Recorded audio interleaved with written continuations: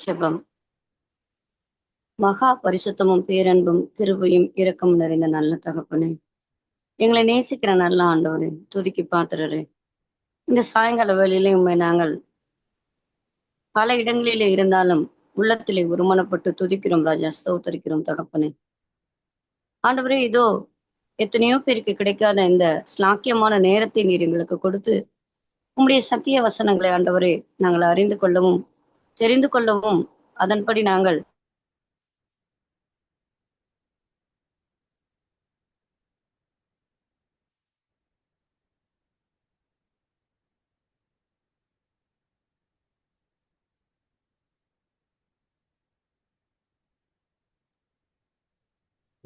உங்களுக்கு சரியான இதோ நீ நல்லவர், நீர் வல்லவர், நீர் வாக்கு மாறாதவர் சுவாமி.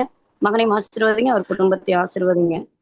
துதிக்க மகிமையாவும் உமக்கு ஏறடிக்கிறோம். இயேசு நாமத்திலே ஜெபிக்கிறோம் நல்ல பிதாவே, ஆமென். நல்ல ஜெபத்தை ஏறெடுத்த சகோதரியையும் அவருடைய குடும்பத்தினரையும் தேவன் ஆசீர்வதிப்பாராக. இந்த கூடுகையின் சார்பாக உங்களுக்கு நன்றியை தெரிவித்துக் கொள்கிறேன். இப்பொழுது நாம் இந்த தலைப்பின் கீழே போகலாம். நான் ஸ்கிரீன் ஷேர் பண்றேன். என்னோட ஸ்கிரீன் உங்களுக்கு தெரியுதான்னு சொல்லுங்க.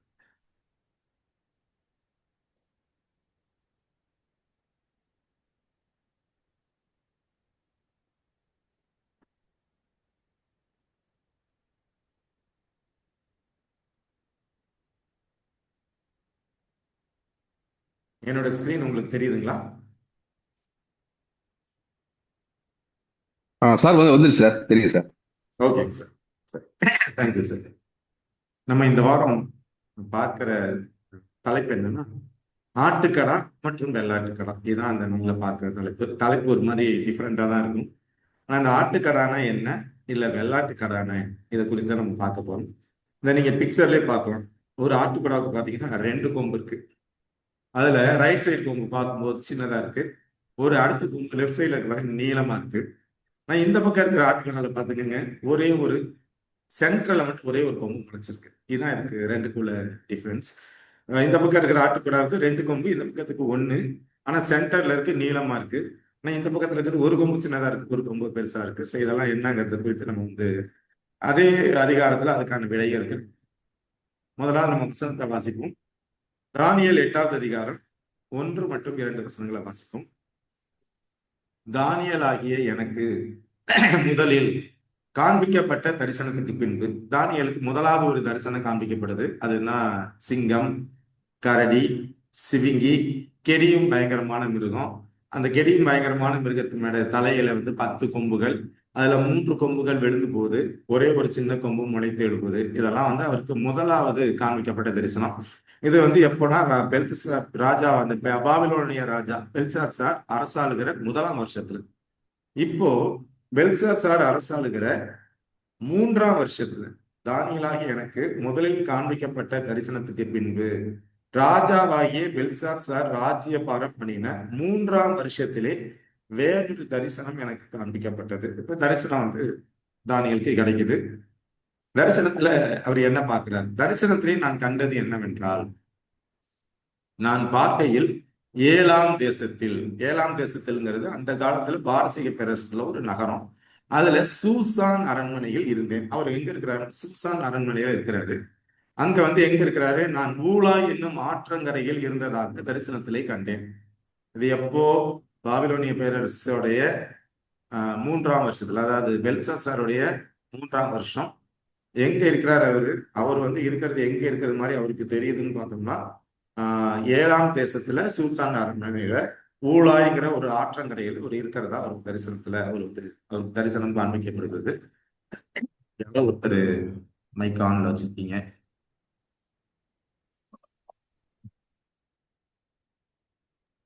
இப்போ அடுத்த வசனங்கள் தானியேல் 8:3 மற்றும் 4. இது போறதுக்கு முன்பாக ஒரு ஜெபம் செய்துட்டு போகலாம். எங்களை அதிகமாய் நேசிக்கிற எங்கள் அன்பு ஆண்டவரே, நல்ல மாலை வேலைக்காக மீண்டுமாக நாங்கள் உண்மை துதிக்கிறோம், உண்மை ஆராதிக்கிறோம், அது நன்றி செலுத்துகிறோம். ஆண்டவரே, நாங்கள் உமது பாதத்துல உமது சத்தியங்களை கற்றுக்கொள்ள வந்திருக்கிறோம். தேவன் தாமே எங்களுடைய அகக்கண்களை திறந்து உமது வேதாகமத்தின் அதிசயங்களை ரகசியங்களை காணும்படியாக செய்யுங்க. ஆவியானவர்களை பிரசன்னத்தை எங்களுக்கு கொடுங்க. நாங்கள் இந்த சத்தியத்தை புரிஞ்சு கொள்ளக்கூடிய ஞானத்தை கொடுங்க. ஆண்டவரை இதை புரிந்து கொண்டு நாங்கள் சின்ன கொம்புனா யாரு, ஆட்டுக்குட்டினா யாரு, வெள்ளாட்டுக்கடா யாரு, இதெல்லாம் நாங்கள் தெரிஞ்சு ஆண்டவரே நாங்கள் ராஜ்யத்துக்கு இரண்டாம் வருகைக்கு ஆயத்தப்பட்டு மற்றவர்களை ஆயத்தப்படுத்த இந்த தலைப்பு எங்களுக்கு பிரயோஜனமாக இருக்க இரட்சகரும் மீட்பருமாகிய இயேசு கிறிஸ்துவின் நாமத்தில் கெஞ்சி கேட்கிறோம் நல்ல பிதாவே, ஆமென். 3 நானும் வாசிக்கிறேன். நான் என் கண்களை ஏறெடுத்து பார்த்தேன், இதோ 2 கொம்புள்ள ஒரு ஆட்டுக்கடா ஆற்றிற்கு முன்பாக நின்றது. அதன் 2 கொம்புகளும் உயர்ந்தவைகளாய் இருந்தது. ஆகிலும் அவைகளில் ஒன்று மற்றதை பார்க்கிலும் உயர்ந்திருந்தது. உயர்ந்த கொம்பு பிந்தி முளைத்தெழும்பிற்று. அவர் ஒரு ஆட்டுக்கடாவை பார்க்கிறாரு. அந்த ஆட்டுக்கடாவுக்கு எத்தனை கொம்பு இருக்குன்னா 2 கொம்பு இருக்கு. அதுல ஒரு கொம்போட இன்னொரு கொம்பு என்ன இருக்குன்னா உயரமா இருக்கு. இந்த உயரமா இருந்த கொம்பு வந்து 2ஆவதா முளைச்ச கொம்பு. முதலாவது முளைச்ச கொம்பு சின்னது, 2ஆவதா முளைச்ச கொம்பு பெருசு. இதை வந்து நம்ம முதல்ல வசனத்தை வாச்சிரும், அதுக்கப்புறம் எடுத்துப்போம்.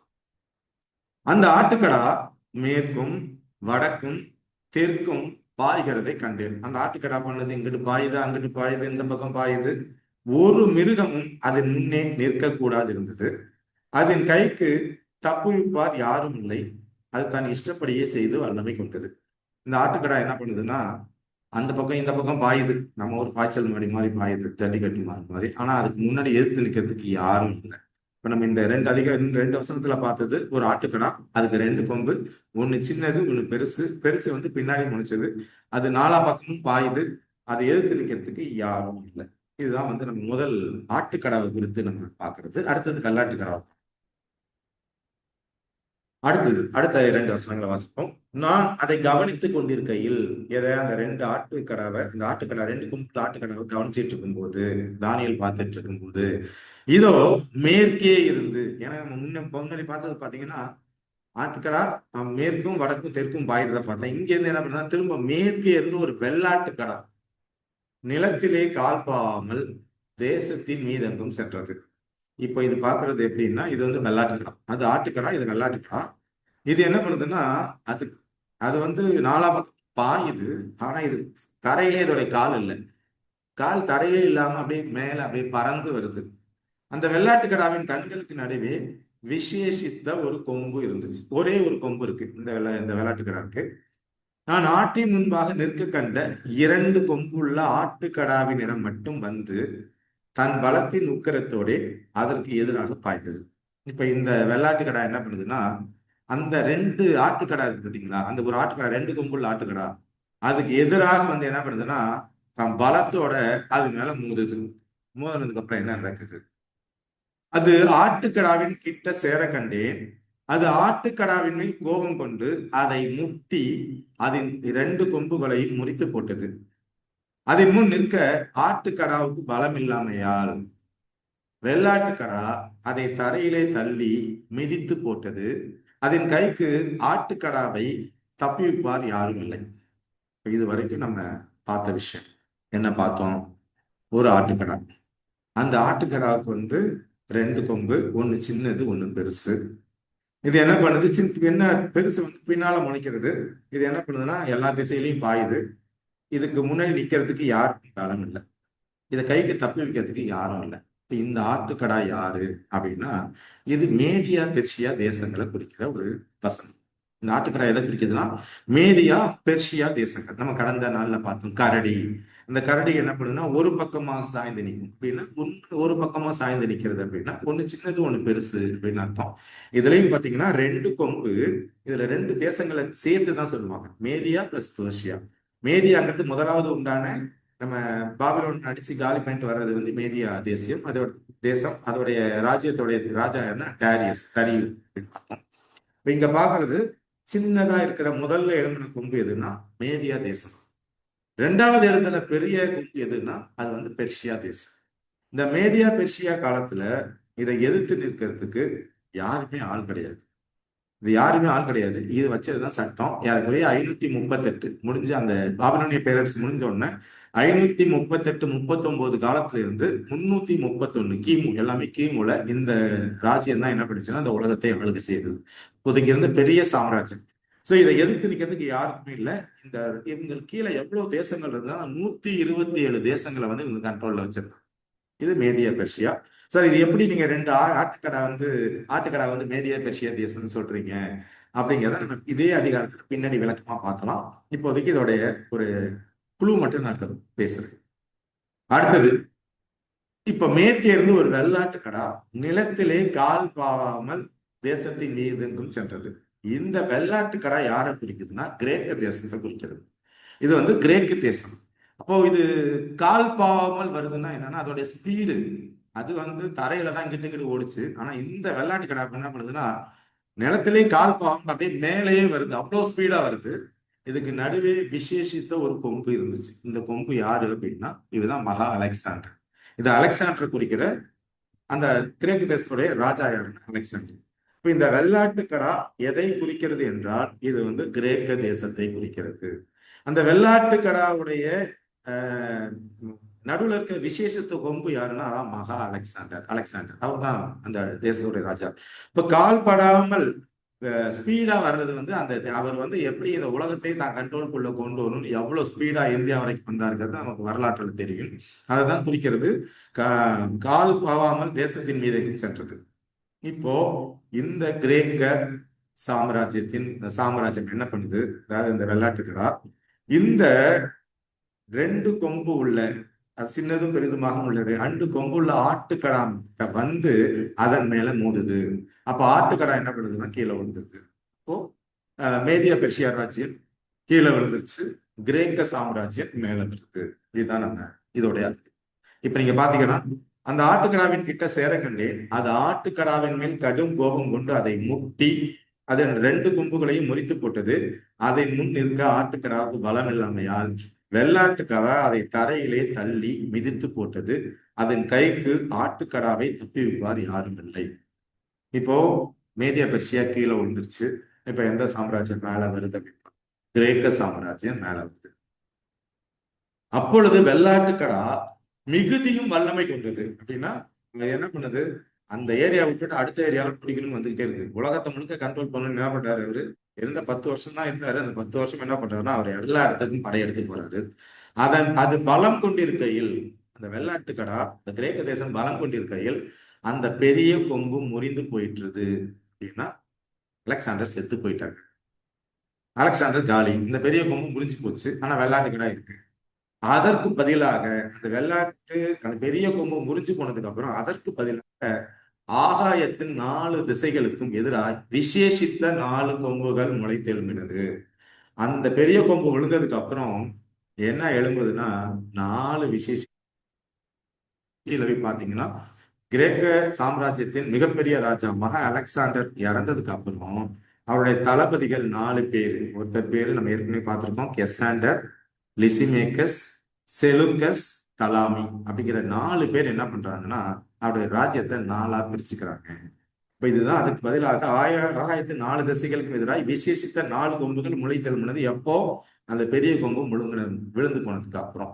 இப்ப இந்த 4 கொம்புக்கு அப்புறம் 9 மற்றும் 10 வாசிப்பு.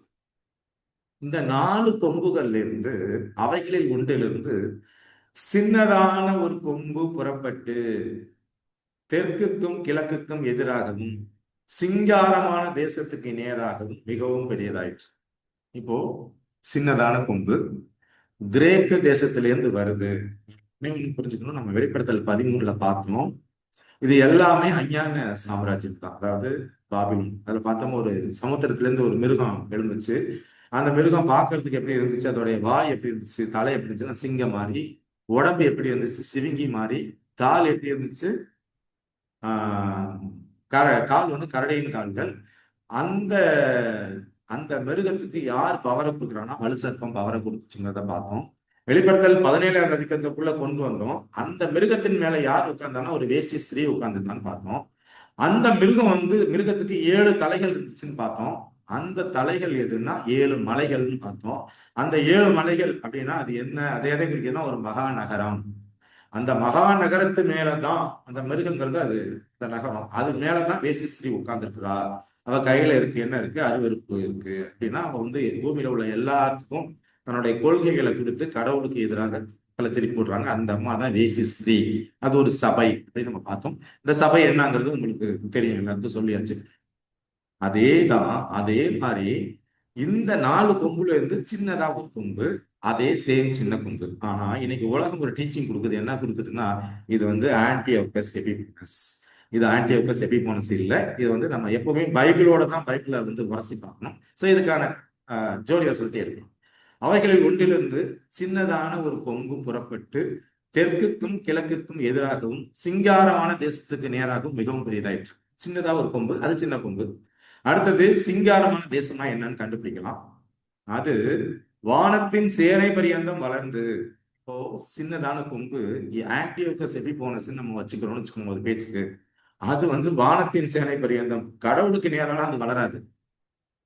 அடுத்தது அதன் சேனையாகிய நட்சத்திரங்களில் சிலவற்றை பூமியிலே விழப்பண்ணி அவைகளை மிதித்தது. இந்த இடத்துல 3 விஷயத்த நம்ம பார்க்கணும். ஒண்ணு, சின்னதான ஒரு கொம்பு யாரு? 2வது, சிங்காரமான தேசம்னா எது? 3வது, இந்த இடத்துல சொல்லப்படுற நட்சத்திரம் யாரு? ஏன்னா பொதுவா நமக்கு எல்லாத்துக்கும் தெரியும், நட்சத்திரங்கள்னா அது தூதர்களை குறிக்கிறது. நட்சத்திரங்கள்னா யாரை குறிக்கும்? அது தூதர்கள். இப்ப இந்த இடத்துல சொல்லப்படுற நட்சத்திரங்கள் யாரை குறிக்கிறது அப்படிங்கிறத பார்க்கலாம். ஏன்னா அது சின்ன கொம்புங்கிறது சாத்தான் கிடையாது. அவன் தான் என்ன பண்ணுவான், பரலோகத்துல இருக்கிற தூதர்களை கீழே தருவான். பரலோகத்தின் ஆன தூதர்களை என்ன பண்ணுவான்னா, அவன் பக்கம் ஒரு பங்கு இழுத்துட்டு வருவான் அப்படிங்கிறத நம்ம ஏற்கனவே பார்த்துருக்கோம். இப்ப இந்த சின்ன கொம்பு என்ன பண்ணுதுன்னா, இங்க இருக்கிற நட்சத்திரங்கள்ல கீழே விடப்படுது. அப்ப நட்சத்திரம்னா யாரு அப்படிங்கிறத பார்க்கலாம். முதல்ல சின்னதான கொம்புங்கிறதுக்கு நம்ம விஷயத்துக்கு தானியேல் 7வது அதிகாரம் 7 மற்றும் 8 வசனங்களை வாசிக்கிறேன். அதற்கு பின்பு தரிசனங்களில் 4ஆம் மிருகத்தை கண்டேன். அது கெடியும் பயங்கரம் மகா பலத்ததுமா இருந்தது. அதற்கு பெரிய இரும்பு பற்கள் இருந்தது. அது நொறுக்கி பட்சித்து மீதியானதை தன் கால்களால் மிதித்து போட்டது. அதுக்கு தனக்கு முன்னிருந்த எல்லா மிருகங்களை பார்க்கலும் வேட்டு உருவமா இருந்தது. அதுக்கு 10 கொம்புகள் இருந்தது. நம்ம ஏற்கனவே டிஸ்கஸ் பண்ணது. அந்த கொம்புகளை நான் கவனித்திருக்கையில் இதோ அவைகளுக்கு இடையில் வேறொரு சின்ன கொம்பு எழும்பிற்று. அதற்கு முன்பாக முந்தின கொம்புகளில் 3 பிடுங்கப்பட்டது. இதோ அந்த கொம்பிலே மனுஷ கண்களுக்கு ஒப்பான கண்களும் பெருமையானவைகளை பேசும் வாயும் இருந்தது. இதை பார்த்தோம். இந்த 3 கொம்பு பிடுங்கப்பட்டது. வேண்டல், சிறுலி, ஆஸ்ட்ரகாஸ்ங்கிற 3 ராஜாக்கள் பிடுங்கப்பட்டு தான் இந்த சின்ன கொம்பு எழும்புது. இந்த சின்ன கொம்பு யாரு, எப்போ போஸ்டிங் வந்துச்சுன்னா 538 போஸ்டிங் வந்துச்சுன்னு பார்த்தோம். கிபி 538. இப்ப இங்கேயும் இதே சின்ன கொம்பை குறித்து தான் வேதாகம் பேசுகிறது. தானியேல் வந்து இதை சின்ன கொம்பு தான் பேசுறாரு. இந்த சின்ன கொம்பும் இந்த சின்ன கொம்பும் சேம் தான். சரிங்களா? எப்படி சேம்ங்கிறதே நம்ம பார்க்கணும். ஆதியாகமம் 37:9. இப்ப நட்சத்திரம் சின்ன கொம்புங்கிறது பார்த்துட்டோம். நட்சத்திரம்னா யாரு? இப்ப நட்சத்திரம்னா எல்லா இடத்துலயும் அது வானத்தூதர்களை மட்டும்தான் குறிக்குதா, வேற யாரையாவது குறிக்குதானா? நம்மளையும் நட்சத்திரங்கள், அதாவது தேவனுடைய ஜனங்களை, எல்லாரையும் இல்லை, தேவனுடைய ஜனங்கள், தேவனுக்கு பிரியமா வாழ்ந்த ஜனங்கள், அவங்களையும் வேதாகம் எப்படிதான் சொல்றதுன்னா நட்சத்திரங்கள் தான் சொல்லுது. அவன் வேறொரு சொப்பனம் கண்டு தன் சகோதரை நோக்கி, நான் இன்னும் ஒரு சொப்பனத்தை கண்டேன். சூரியனும் சந்திரனும் 11 நட்சத்திரமும் என்னை வணங்கினது என்றான். இப்ப நட்சத்திரங்கள் 2-3 வசனங்கள் இருக்கு. நான் ஒன்னையும் தான் எடுத்து போட்டிருக்கேன். அப்ப இங்க நட்சத்திரங்கள் அப்படிங்கிறது எதை குறிக்குதுன்னா, இந்த வசனத்துல பாத்தீங்கன்னா, நட்சத்திரங்கள் சிலவற்றை பூமியிலே விழப்பண்ணி அவைகளை விதித்ததுங்கிறது தேவனுக்கு பிரியமா வாழ்ந்த ஜனங்களை இந்த சின்ன கொம்பு அடிச்சு காலி பண்ணுது தான் வந்து இது. இப்ப சிங்காரமான தேசம்னா என்ன? எசேக்கியேல் 20:16. நான் வாக்கு தத்தம் பண்ணினதும் பாலும் தேனும் ஓடுகிறதும் எல்லா தேசங்களையும் சிங்காரமாய் இருக்கிறதுமான தேசத்திலே அவர்களை கொண்டு வந்து விடுவதில்லை என்று வனாந்தரத்தில் ஆணையிட்டேன். இப்ப சிங்காரமான தேசம் எதுன்னா கானான் தேசம். கானான் தேசம்னா எதுன்னா அது இஸ்ரேல் தேசம். அது எதுன்னா உள்ள இருக்கிற எருசலேம். இப்ப இதான் என்ன சொல்றாங்கன்னா சிங்காரமான தேசம். சிங்காரமான தேசம் என்னன்னா எருசலேமுக்குள்ள உள்ளடக்கிய எருசலேம் நகரத்தை, அதாவது இஸ்ரேல் தேசத்துல யூத தேசம், இஸ்ரேல் தேசம், எருசலேம் இதான் எது குறிக்குதுன்னா சிங்காரமான தேசம்னா எதுன்னா அது வந்து எருசலேம்னு குறிக்கிற ஒரு வார்த்தை. இப்போ 3 விஷயங்களை பார்த்தா, சின்ன கொம்புனா எது, 2வது நட்சத்திரங்கள்னா யாரு, 3வது சிங்காரமான தேசம்னா என்னங்கிறத நம்ம பார்ப்போம். அடுத்தது தானியேல் 8:11 மற்றும் 12. இப்ப சின்ன கொம்பு அது சேனையினுடைய அதிபதி பரியந்தம், சேனையினுடைய அதிபதி பரியந்தம் தன்னை உயர்த்தி, சேனைகளுடைய அதிபதி என்ன யாரு, அதுதான் வந்து தேவன். நம்ம கரெக்டா அந்த 9வது வசனத்துல இருந்து 8 முடிச்சுட்டு அடுத்தது பாத்தீங்கன்னா நம்ம 10-11. இதுல வந்து 11ல பாத்தீங்கன்னா அது அந்த எது, அந்த சின்ன கொம்பு சேனையினுடைய அதிபதி பரியந்தம் தன்னை உயர்த்தி அவரிடத்தில் இருந்த அன்றாட பலியை நீக்கிற்று, அவருடைய பரிசுத்த ஸ்தானம் தள்ளிவிட்டது. இப்ப சேனையினுடைய அதிபதி யாரு, தேவன். அவர் அளவுக்கு சின்ன கொம்பு தன்னை உயர்த்துதுன்னா, ஆன்டியோகஸ் எபிபோனஸ்ங்கிறது ஒரு சின்ன சாம்ராஜ்யத்தின் ராஜா. அவர் யாரு? கிரேக்க தேசத்தை 4ஆ பிரிச்சாச்சு. அந்த 4 ராஜ்யத்துல ஒரு ராஜ்யத்தோடைய வழி வந்தவர் தான் ஆன்டியோகஸ் எபிபோனஸ். அவர் சேனையினுடைய அதிபதி பரியந்தம் தன்னை உயர்த்தி அவரிடத்துல இருந்து அன்றாடப்படியெல்லாம் இது பண்ணது, அது தள்ளாது. இப்போ இந்த சின்ன கொம்பு தான் உலகளாவிய ராஜ்யம், உலகத்தை ஆண்ட ஒரு ராஜ்யம், உலகத்தை ஆளப்போகிற ஒரு ராஜ்யம். அந்த சேனையினுடைய அதிபதியை பந்தம் தன்னை உயர்த்தினது யாருன்னா அது சின்ன கொம்பு தான். அவரிடத்திலிருந்து அன்றாட பலியை தள்ளிற்று. அன்றாட பலிங்கிறதுக்கு ஒரு வார்த்தை, ஒரு வசனம் இருக்கு, ஒரு என்ன அன்றாட பலிங்கிறது இருக்கு. பட் அதை கடைசி விஷயம் நாட்களை சொல்லலாம். பட் அன்றாட பலிங்கிறது கடவுளுக்கு கொடுக்கப்படுகிற ஒரு விஷயம். அந்த விஷயத்த என்ன பண்ணுதுன்னா, இது தள்ளிட்டு இது அந்த பொசிஷனை எடுக்கிறதுக்கு ட்ரை பண்ணுது. அதான் சேனையினோட அதிபதி பரியந்தம் தன்னை உயர்த்தி அவரிடத்திலிருந்து அன்றாட பலியை நீக்கிற்று. அவருடைய பரிசுத்த ஸ்தானம் தள்ளுண்டது. பாதகத்தின் நிமித்தம் அன்றாட பலியோடு கூட சேனையும் அதற்கு ஒப்பு கொடுக்கப்பட்டது. அது சத்தியத்தை தரையிலே தள்ளிட்டு அது கிரியை செய்து அனுகூலம் அளித்தது. இந்த ஆன்டியோகஸ் எபிபோனஸ் சத்தியத்துல தரையிலையும் தள்ளல, அவர் ஒரு சேனையின் அதிபதி பரியந்தம் தன்னை உயர்த்தல. ஆனா இன்னைக்கு டீச்சிங்ஸ் அப்படிதான் போயிட்டு இருக்கு. ஆனா இந்த சின்ன கொம்பு தான் சேனையினுடைய அதிபதி வரைக்கும் தன்னை உயர்த்துது. முன்னாடியே பார்த்தோம். அதுக்கு என்ன பண்ணுதுன்னா சத்தியத்தை தரையில தள்ளுது. சத்தியத்தை விட்டுட்டு மற்றவர்கள் வேறொரு சத்தியத்தை ஃபாலோ பண்ணி வைக்கிறது யாரு? இந்த சின்ன கொம்பு தான். சின்ன கொம்புக்கு பின்னாடி யார் இருக்காங்கிறத வெளிப்படுத்தல் 13ல பார்த்தோம். அந்த சமுத்திரத்திலிருந்து வர்ற மிருகத்துக்கு யாரு பவரை கொடுக்குறா அப்படின்னா வலுசற்பம் தான் பவரை கொடுக்குது. வலுசற்பத்தையும் மக்கள் எல்லாரும் விழுங்குவாங்க, மிருகத்தையும் விழுங்குவாருங்க. அந்த மிருகம் வலுசற்பம்ங்கிறதுதான் யாருன்னு ஒரு சபையை குறிக்குது. அந்த சபை யாருன்றது நமக்கு தெரியும். பாதகத்தின் நிமித்தம் அன்றாட பலியோடும் கூட சேனையும் அதற்கு ஒப்பு கொடுக்கப்பட்டது. அது சத்தியத்தை தரையிலே தள்ளிற்று அது கிரியை செய்து அனுகூலம் அடைத்தது. இப்போ சத்தியம்ங்கிறது என்ன கிடக்குதுன்னா கீழே போட்டு மிதிக்கப்பட்டு இருக்கு, உண்மையான சத்தியம். ஆனா இன்னைக்கு எல்லாரும் என்ன பண்றாங்கன்னா, நிறைய பேர் மெஜாரிட்டியான பீப்புள் வேற ஒரு சத்தியத்துலதான் இருக்கணும். இதுல இருந்து புரிச்சுக்கணும். 2 தெசலோனிக்கேயர் 2:4 அவன் எதிர்த்து நிற்கிறவனாயும் தேவன் எனப்படுவது எதுவோ ஆராதிக்கப்படுவது எதுவோ அவை எல்லாவற்றுக்கும் மேலாக தன்னை உயர்த்துகிறவனாயும் இருப்பான். தேவனுடைய ஆலயத்தில் தேவன் உட்கார்ந்து தன்னைத்தான் தேவன் என்று காண்பிக்கிறவனாய் இருப்பான். இது யாருன்னா அந்த சின்ன கொம்பை குறிச்சு பேசுற விஷயம் தான். அவங்க என்ன பண்ணுவாங்கன்னா தன்னை தேவன்னு சொல்லிப்பாங்க. இந்த உலகத்துல ஒரே ஒருத்தர் தான் தன்னை தேவன்னு சொல்லிக்கிறாங்க, அவங்கதான் அந்த சின்ன. இப்போ நம்ம இவ்வளவு நேரம் டிஸ்கஸ் பண்ணதுக்கான விளக்கம் இதே அதிகாரத்துல 20வது வசனங்கள்ல இருந்து வருது. நீ கண்ட 2 கொம்புகள் 2 கொம்புள்ள ஆட்டுக்கடா மேதியா பெர்சியா தேசங்களின் ராஜாக்கள். ரோமம் உள்ள அந்த வெள்ளாட்டுக்கடா கிரேக் தேசத்தின் ராஜா. அதன் கண்களுக்கு நடுவே இருந்த பெரிய கொம்பு அதன் முதலாம் ராஜா, அவர் தான் அலெக்சாண்டர். அப்போ இந்த 2 கொம்பு உள்ளதுன்னா மேதியா தேசம் சின்ன கொம்பு, பெர்சியாங்கிறது பெரிய சாம்ராஜ்யம். அது 2 சேர்ந்தது ஒரு ராஜா, ஒரு சாம்ராஜ்யம். இதெல்லாம் இந்த 2 ஆட்டுக்கடாவுக்கு 2 கொம்பு, சின்னது பெருசு. பெருசு பின்னாடி முளைச்சதுன்னு பார்க்கும். இந்த ரோமம்ல ஆட்டுக்கடா ஸ்பீடா கால் போகாம தரையில இருந்துச்சு பாத்தீங்களா, அது கிரேக்க தேசத்தின் ராஜா. கிரேக்க தேசத்தின் ராஜா யாரு? மிகப்பெரிய ராஜானா அலெக்சாண்டர். அவர் என்ன பண்றாருன்னா அவர் இறந்து போறாரு. அவர் வியாதி இறந்து போறாரு. அவர் 31 வயசு 30 கிமு 322 நினைக்கிறேன் அவர் இறந்து, 21 நினைக்கிறேன் அவர் இறந்தது. ஒரு 10-11 வருஷம் தான் உலகத்தை ஆள்றாரு. அதுக்கப்புறம் என்ன பண்றாருன்னா அவர் இறந்துறாரு. அப்போ அவர் அதன் கண்களுக்கு நடுவே இருந்த பெரிய கொம்பு அதன் முதலாம் ராஜா. அடுத்த வசனம், அதை முறிந்து போன பின்பு அதற்கு பதிலாக 4 கொம்புகள் எழுப்பினது என்னவென்றால் அந்த ஜாதியிலே 4 ராஜ்யங்கள் எழும்பும். அதான் அந்த 4 ராஜ்யம் தலாமி, செலுகஸ், லிசிமேக்கஸ், கெசாட்டர். ஆனாலும் அவனுக்கு இருந்த வல்லமை அவைகளுக்கு இராது. அதாவது அலெக்சாண்டருக்கு இருந்த அந்த வல்லமை என்ன பண்ணாதுன்னா இந்த 4 பேருக்கு இருக்காது. அவர்களுடைய ராஜ்யத்தின் கடைசி காலத்திலோ வென்றால் அப்படின்னா இந்த கிரேக்க சாம்ராஜ்யம் எல்லாம் போய் அந்த கடைசி நாங்கள் இந்த இதுல சொல்ல வர்றது என்னன்னா, இந்த ராஜ்யங்கள் எல்லாமே அஞ்ஞான ராஜ்யங்கள். இந்த ராஜ்யத்தினுடைய கடைசி நாட்கள்ல ஒரு ராஜா எழுந்தான்.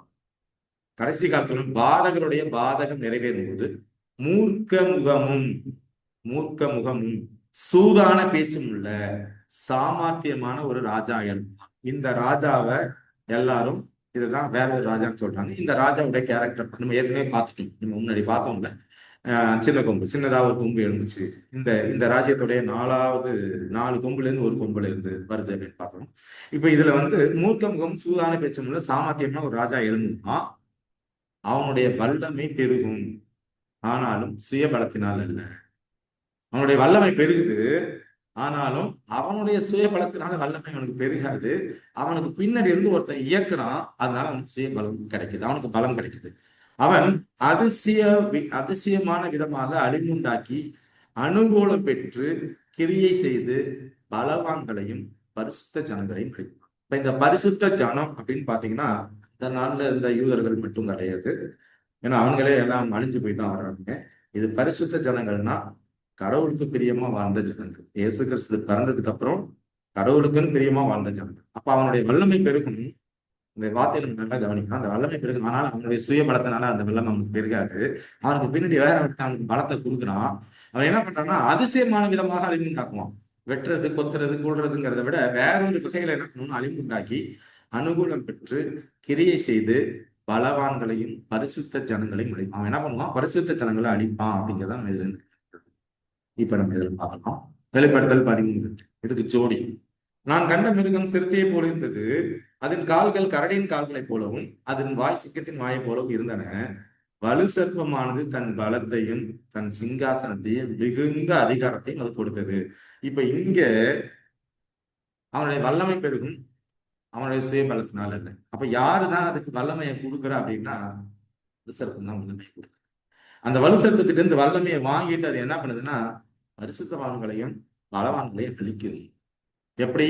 வேற ஒரு வகையில அது அழிக்குது. இதுதான் இதுதான் ஜோடி வசனம். தானியேல் 8:25. திரும்ப தானியேல் 8க்கு வந்துடலாம். அவன் தன் உபாயத்தினால் வஞ்சகத்தை கைகூடி வர பண்ணி தன் இருதயத்தில் பெருமை கொண்டு நிர்விசாரத்தோடு இருக்கிற அநேகரை அழித்து அதிபதிகளுக்கு அதிபதியா இருக்கிறவருக்கு விரோதமாய் எழும்புவான். ஆனாலும் அவன் கையினால் அல்ல, வேறு விதமாய் முறித்து போடப்படுவான். இந்த 2 வசனங்களை நல்லா கவனிச்சோம்னா இது ஒரு ராஜாவை குறிக்காதுங்கிறத நம்ம நல்லா புரிஞ்சுக்கணும். ஏன்னா ராஜாவுக்கு சுய பலத்தினால வல்லமை கிடைக்கும். அவன் படை இருக்கும், சண்டை போட்டு அவன் நாட்டை ஜெயிச்சுட்டு போயிட்டு அடுத்த நாட்டை பிடிச்சி விட்டுருப்பான். அலெக்சாண்டர் அப்படிதான் பண்ணா. இதுக்கு முன்னாடி இருந்த எல்லா ராஜாக்களும் அப்படிதான் பண்ணாங்க. ஆனா இந்த சின்ன கொம்புக்கு சுய பலத்தினால அல்ல, வேறொரு விஷயத்தினால என்ன பண்ணுவான்னா அவனுக்கு வந்து பலம் கிடைக்கும். அவன் என்ன பண்ணுவான், இவன் ராஜாக்கள் என்ன பண்ணுவாங்க, நாட்டை பிடிப்பாங்க. ஆனா இவன் என்ன பண்ணுவான், பரிசுத்த ஜனங்கள் வந்து என்ன அடுத்தது அவன் என்ன பண்ணுவான்னா அதிபதிகளுக்கு தன் இருதயத்திலேயே பெருமை கொள்வான். இருதயத்துல பெருமை கொள்றதுன்னா என்னன்னு தெரியும். நம்ம பார்த்த சின்ன கும்பல பெருமையானவை பேசும் வாய், மனுஷ கண்களுக்கு ஒப்பான கண், கொஞ்சம் பெருசா பருமனா இருக்குங்கிறத பார்த்தோம். இது வந்து என்ன பண்ணும்னா வஞ்சகம் பண்ணு, மெயினா வஞ்சகம் பண்ணு, ஏமாத்தும். கடவுளுக்கு எதிரா மக்களை வேற ஒரு பாதைக்குள்ள கொண்டுடும். தன் இருதயத்துல என்ன பண்ணணும், பெருமை கொள்ளணும். அடுத்தது நிர்விசாரத்தோடு இருக்கிற அநேகரை அழித்து.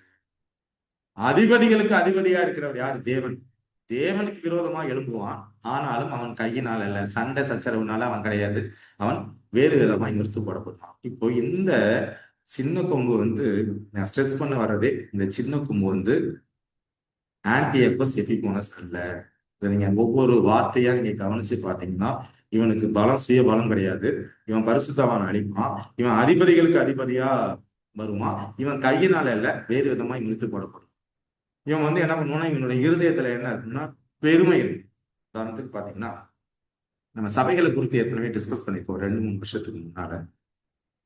இயேசு கிறிஸ்து இறந்ததுக்கு மரிச்சு உயிர்த்தெழுந்து போனதுக்கு அப்புறம் முதல் சபை எபேசு சபை. கிபி 100 வரைக்கும் அந்த சபை 31 இயேசு கிறிஸ்து இறக்குறாரு. 31க்கு அப்புறம் 100 வரைக்கும், இந்த 100 வரைக்கும் இருந்த காலகட்டத்துல யார் இருந்தாங்கன்னா அப்போஸ்தலர்கள் இருந்தாங்க, அவர்களுடைய பின்னடியார்கள் இருந்தாங்க, நம்ம ஸ்தேவான் மாதிரி ஆட்கள்லாம் இருந்தாங்க, பர்னபா இருந்தாங்க, ஷீலா இருந்தாங்க, தீமோத்தேயு, தீத்து, நம்ம வாசிக்கிற எல்லாருமே இருப்பாங்க. பயங்கரமா ஊழியத்தை செய்வாங்க. அப்படியே சபை பயங்கரமா வளரும். ஒரு முதல் நாள்ல 3000 பேர் 5000 பேர்லாம் ஞானஸ்தானம் எடுத்தாங்க. அப்படியே சபை வளரும் போது சாத்தா என்ன பண்ணுவான்னா 2வது சபை சிமிர்னா சபை. இந்த சிமிர்னாங்கிறதுக்கு என்னன்னா, சிமிர்னாங்கிறது ஒரு பூ. இந்த பூவை எவ்வளவு தூரம் கசக்கிறோமோ அந்த கசக்க வாசம். இது வந்து கிபி 101 இருந்து 100க்கு அப்புறம் ஏற்கனவே 310 நினைக்கிறேன், ரொம்ப நாள் ஆச்சு படிச்சு, 310 வரைக்கும் இந்த சபை வரும். இந்த சபையில என்ன பண்ணுமா சாத்தா, யார் கிறிஸ்தவர்கள் உற்பத்தி ஆகிட்டே இருப்பாங்க, உற்பத்தியாக என்ன பண்ணுவோம்னா எல்லாரையும் கொண்டுகிட்டே இருப்பான். கொண்டுகிட்டே இருக்க அவனுடைய கையாட்கள் இங்க யாருன்னா ரோமர்கள் வச்சு என்ன பண்ணுவோம்னா கொண்டுகிட்டே இருக்கு. கொல்ல கொல்ல கிறிஸ்தவர்கள் உற்பத்தி ஆகிட்டே இருப்பாங்க. இது வந்து ரெண்டாவது சபை செமினா. மூன்றாவது சபை பெர்கமு, தியாத்திரா, சர்தை. இந்த 3 சபையும் பாத்தீங்கன்னா சபையில என்ன பண்ணுவான்னா இவங்களை வந்து மூட்டை பூச்சி மாதிரி அடிக்க வந்துகிட்டே இருக்காங்க. இவங்களை வந்து டைரக்டா அடிச்சா ஒன்றும் சுத்தப்படாதுன்னு சொல்லிட்டு கொள்கையை மாத்தி உண்மை கிறிஸ்தவர்களை வேற ஒரு கான்செப்டுக்குள்ள கொண்டு போயிடணும். சபை விழுந்து போயிடும். இப்ப இதை செய்யறதுதான் இவங்க. இப்போ இவங்க என்ன பண்ணுவாங்கன்னா தன் உபாயத்தினால் கொள்கையை மாத்தி விடுவாங்க. நம்ம கும்பிடுறது அதே கடவுளா தான் இருக்கும், ஆனா வேற பாதையில நம்ம அழைச்சிட்டு போய் அதை காமிப்பாங்க. அந்த பாதைக்குள்ள போகும்போது நம்ம முடிவு வந்து வேற ஒரு இடத்துக்கு போயிடும். இப்போ தேவன் ஒரு பாதையில கொண்டுட்டு போறாரு சபைய. அந்த சபையை வந்து அழிக்கிறதுக்கு சாத்தா முயற்சி பண்றான். அவனால முடியாம இருக்கும் பொழுது என்ன பண்றான்னா அதை வந்து அந்த 3வது சபையில இருந்து அவன் என்ன பண்ணுவான்னா கான்செப்டை மாத்தி வேறொரு அதே கடவுள் தான், அதே பேர் தான், ஆனா வேறொரு விஷயத்துல கொண்டுட்டு போறான். இதுல எசாயா 4வது அதிகாரத்துல முதல் வசனம் நினைக்கிறேன், ஒரு 6வது வசனம் ஏதோ ஒண்ணு எசாயா 4. அதாவது என்ன சொல்லுவாங்கன்னா ஒரு ஒரு ஸ்திரீ என்னங்க 7 ஸ்திரீகள் ஒரு புருஷனை பிடிச்சுக்கிட்டு நாங்க வந்து என்னுடைய சொந்த ஆகாரத்தை ஒடுத்துவோம், எங்க சொந்த ஆகாரத்தை சாப்பிட்டுக்கிறோம், எங்களுக்கு சொந்த வஸ்திரம் போட்டுக்கிறோம், நீ வந்து என்னுடைய நிந்தை நீங்கும்படி வெறும் புருஷனா மாட்டேங்குது அப்படின்னு ஒரு வசனம் வரும். நீங்க எடுத்து பாருங்க. எசாயா 4 யாராவது எடுத்தவங்க வாசிங்க. எசாயா 4வது அதிகாரத்துல 4வது வசனம் 6வது வசனம் ஃபர்ஸ்ட் வசனமே அதான் பேஜ்ல. நீங்க வாசிச்சு பாருங்க. இப்ப வாசிக்கிறதுனால வாசிங்க. அதாவது 7 ஸ்திரீகள் ஒரு எக்ஸாம்பிளுக்கு சொல்லுவாங்க. நிறைய ஸ்திரீனா என்ன சபை. இந்த சபை என்ன பண்ணும்னா புருஷன் இல்லாம இருக்க முடியாது சபை. புருஷன் யாரு? புருஷன் யாருன்னா இயேசு கிறிஸ்து. நாம தான் மணவாட்டி, மணவாளன் யாரு? கிறிஸ்து. நாங்க என்ன பண்றோம், எங்க சொந்த ஆகாரத்தை சாப்பிடுறோம். அப்படின்னா ஆகாரங்கிறது என்ன? வசனங்கள். எங்களுக்குன்னு ஒரு சொந்த கான்செப்ட் வச்சு வசனத்தை வச்சுக்கணும். எங்க சொந்த ட்ரெஸ்ஸை போட்டுக்கிறோம், சொந்த வஸ்திரத்தை போட்டுக்கிறோம். அப்படின்னா சொந்த வஸ்திரம் எது அப்படின்னா அது வந்து நீதி. அது எங்களுக்கு சொந்த கற்பனை. நாங்க ஒரு கற்பனை வச்சுட்டு வாழ்ந்துக்கணும். ஆனா நீ மட்டும் எங்களுக்கு புருஷனாயிரு. சோ இந்த மாதிரிதான் இது என்ன பண்ணணும்னா சாத்தா அந்த மாதிரிதான் கான்செப்டை மாத்தி விடுவோம். சிமினாவுக்கு அடுத்த சபையில இருந்து எடுத்தீங்கன்னா வாசிங்க. அந்நாளில் 7 ஸ்திரீகள் ஒரே புருஷனை பிடித்து, நாங்கள் எங்கள் சொந்த ஆகாரத்தை புசித்து எங்கள் சொந்த வஸ்திரத்தை உடுப்போம், எங்கள் நிந்தை நீங்கும்படிக்கு உன் பேர் மாத்திரம் எங்கள் மேல் விளங்கட்டும் என்பார்கள். இதுதான் இப்போ வந்து நம்ம நிறைய பேர் பண்ணிட்டு இருக்கோம். இது அந்த காலத்துல இருந்தே இருக்குங்க. இது வந்து எசாயா வந்து சொல்றாரு பின்னாடி நடக்க போற விஷயத்த. இப்ப இங்க நம்ம தான் பார்த்தது போல ஸ்திரீகள் சபை, சபைகள் 7 ஸ்திரீங்கிறது 7 சபைகள். அங்க பாத்தீங்கன்னா புருஷன் யாரு? அவர் வந்து கிறிஸ்து. சொந்த ஆகாரம் சொந்த வஸ்திரம்னா எங்களுக்குன்னு ஒரு கான்செப்ட் வச்சுக்கிறோம். பேர் மட்டும் உங்க பேரை வச்சுக்கணும். இப்போ கிறிஸ்து பேரை வச்சுக்கிட்டு இன்னைக்கு வந்து நிறைய பேர் வந்து சத்தியத்தை விட்டு மக்களை வழி விலக செல்றாங்க. அங்கதான் கும்பல் குவியுது. அவன் தன் உபாயத்தினால் வஞ்சகத்தை கைக்கூலி வர பண்ணி அவன் ஏமாத்துவான். அதை மக்கள் நம்பி போவாங்க. எப்படி எப்படி போவாங்கன்றத வெளிப்படுத்தல் 13 பார்த்தோம். உலகத்துல இருக்கிற எல்லாருமே அதை ஃபாலோ பண்ணுவாங்க. தன் இருதயத்தில் பெருமை கொண்டு நிர்விசாரத்தோடு இருக்கிற அநேகரை அழித்து. இப்போ எத்தனையோ பேர் வந்து நிர்விசாரத்தோட இருக்கிறாங்க. எப்படின்னா மனசுல கஷ்டம் பிரச்சனை இதுக்காக சர்ச்சுக்கு போவாங்க. அந்த சர்ச்சுக்கு போனவங்களை வந்து வேற ஒரு கான்செப்ட்ல மாத்தி அவங்களை என்ன பண்றாங்கன்னா சத்தியத்தை விட்டு வெளியே கொண்டு போய் அவங்க அழிக்கிறாங்க மீன்ஸ் இப்ப அவங்களுக்கு தெரியாது அவங்க சத்தியத்துல இருக்கதான் நினைச்சிட்டு இருப்பாங்க. ஆனா பின்னால என்ன என்ன நடக்கும்னா அந்த இயேசு கிறிஸ்து 2ஆம் முறை வரும்போதுதான் ஆண்டவரே நாங்கள் உமது பெயரால் மத்தேயு 7:22 வருது, நான் அதிசயங்களை செய்தோம் அற்புதங்களை செஞ்சோம் அல்லவா அப்படின்னு சொல்லும்போது உங்களை நான் அறியேன்னு சொல்லும் போதுதான் அவங்களுக்கு வந்து வலிக்கும். அப்போ எது வஞ்சகங்கிறத உண்மையான சத்தியத்தை கண்டுபிடிச்சு நம்ம அந்த பாதையில செல்லணும். அதுக்கு ஒரு வசனம் இருக்கு, பூர்வ பாதையில் நின்று. அது ஒரு வசனம் இருக்கு, நீங்க சர்ச் பண்ணி அதையும் முடிஞ்சா சுகந்த வாசிங்க. பூர்வ பாதையில் நின்று எந்த பாதை சரியான பாதைன்னு பார்த்து அதில் பிரவேசியுங்கள், அப்பொழுது உங்கள் ஆத்மாக்களுக்கு இளைப்பாறுதல் கிடைக்கும். இப்போ பூர்வ பாதைகளின்னு ஒரு வசனம் வரும், அதை நீங்க எரேமியான்னு நினைக்கிறது, எரேமியால சர்ச் பண்ணி எடுக்கலாம். அந்த வசனத்தை எடுத்து நீங்க வாசிக்கலாம், மற்றவங்களுக்கு பிரயோஜனமா இருக்கும். அப்போ அவன் தன் உபாயத்தினால் வஞ்சகத்தை கைகூடி வர பண்ணி தன் இருதயத்தில் பெருமை கொண்டு நிர்விசாரத்தோடு இருக்கிற அநேகரை அழித்து அதிபதிகளுக்கு அதிபதியா இருக்கிறவருக்கு விரோதமா எழும்புவான். இது ஆன்டியோக்கே செபிபோனசால செய்ய முடியாது. இது வந்து யார் செய்யப்படும்? சின்ன கும்பு தான் செய்வான். ஆனாலும் அவன் கையினால் எல்லாம் வேறு விதமா இழுத்துப்படப்படும். சோ இந்த இது உங்களுக்கு புரியும். இப்போ யார் வந்து உன்னதமானவருக்கு விரோதமாக, அதிபதிகளுக்கு அதிபதியா இருக்கிறவருக்கு விரோதமா யார் பேசுவான்னா உன்னதமானவருக்கு விரோதமாக வார்த்தைகளை பேசி உன்னதமானவருடைய பரிசுத்தவான்களை உடுக்கி. இப்ப நம்ம இங்க பார்த்தோம் பரிசுத்தவான்களை அழிக்கிறத வந்து அந்த இதுல பார்த்தோம், தானியேல் 8 பார்த்தோம். காலங்களையும் பெருமானங்களையும் மாற்ற நினைப்பான். அவர்கள் ஒரு காலமும் காலங்களும் அரைக்காலமும் செல்லும் மட்டும் அவன் கையில் ஒப்பு கொடுக்கப்படுவார்கள். இப்போ உன்னதமானவனுக்கு யாரு விதமா பேசுவாங்கன்னா, இங்கேயும் அதே சின்ன கொம்பு தான், அங்கேயும் அதே சின்ன கொம்பு தான். அந்த கொம்பு தான் என்ன பண்ணுறதுன்னா, கேலண்டரை மாத்துது, காலத்தை மாத்துது, பிரமாணத்தை மாத்துதுங்கிறத நம்ம கடந்த வாரங்கள்ல பார்த்தோம். அப்போ நம்ம இந்த டாபிக்ல பார்க்க வர்றது ஒரே ஒரு கருத்தை மட்டும்தான். இதுல சொல்ல வர்ற அந்த சின்ன கொம்புங்கிறது ஆன்டியோகஸ் எபிபோனஸ் இல்ல. இது சின்ன கொம்புங்கிறது கத்தோலிக்க தலைமை, அதோடைய கொள்கைகள், அதான் சொல்ற முடியும். நம்ம அதுல இருக்க சகோதரர்களை எந்த வழியிலையும் குறை சொல்லலைங்கிறத நம்ம புரிஞ்சுக்கணும். இந்த டாபிக்ல பார்த்தது நம்ம 2 ஆடுகளை பார்த்தோம். ஒரு வெள்ளாட்டுக்கடா, இன்னொன்னு 2 கொம்புள்ள ஒரு ஆட்டுக்கடா. இந்த 2 கொம்புள்ள ஆட்டுக்கடா இது மேதியா பெர்ஷியம். இந்த வெள்ளாட்டுக்கடா இது கிரேக்கு. இது 2க்கும் சண்டையில யார் ஜெயிச்சிடுறா? வெள்ளாட்டுக்கடா ஜெயிச்சிருது. அந்த வெள்ளாட்டுக்கடால இருந்து 4 அந்த வெள்ளாட்டுக்கடாவுடைய கொம்பு அது பலம் கொண்டிருக்கையில முறிஞ்சு போயிடுது. அதுக்கு பதிலாக 4 சின்ன கொம்பு எழுப்புது. அந்த 4 சின்ன கொம்புங்கிறது 4 ராஜ்யங்களை குறித்து, அதுல இருந்து 4 பிரிகிற 4 தேசங்கள். அதாவது கெசாண்டர், லிசிமேக்கஸ், தலாமி அண்ட் செலுக்கஸ்ன்னு பார்த்தோம். அதுல ஒரு கொம்புல இருந்து சின்னதா ஒரு கொம்பு முளைக்குது. அந்த கொம்பு பரிசுத்தவான்களை அழிக்குது, உன்னதமான விரோதமாக எழுப்புது, வஞ்சகம் பண்ணுது. இதெல்லாம் பண்ணி என்ன பண்ணுதுன்னா, மக்களை ஏமாத்தி அழிக்குது. அப்படிங்கிறத நம்ம புரிஞ்சு சரியான பாதையில நடப்போம். இது ஒரு விஷயம் தான். இதுக்கு அடுத்தது நம்ம அடுத்த தலைப்பின் கீழே வேற ஒரு டாபிக்குள்ள டிஸ்கஸ் பண்ணலாம். இதுல நடுவில் இருக்கிற ஒரு 4 வசனங்கள் 5 வசனங்கள் மட்டும் இந்த 2300 ராப்பகலை குறித்து இதை நம்ம ஏற்கனவே டிஸ்கஸ் பண்ணதால அதை கொண்டுட்டு வரல. இல்ல இந்த டாபிக்கோட அதை சேர்த்து பேசுங்க அப்படின்னா நம்ம அடுத்த வாரத்துல இந்த டாபிக்கை பேசலாம்.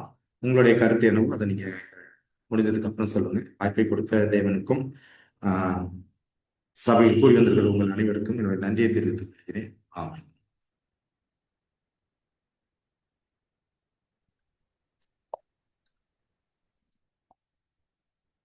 எங்களை அளவுக்கு அதிகமாக நேசிக்கும் தேவனி சுவாமி, ஆண்டவரே, ஏதோ அந்த மாலை பொழுதிலே தேவனாய கர்த்தர் ஆண்டவரை குறித்து நாங்கள் ஆண்டவரை தியானிக்கவும் குறித்து பாடவும் தேவனாய கர்த்தர் கொடுத்த நல்ல ஒரு நேரத்துக்காக நடிச்சிருக்கேன் ராஜா.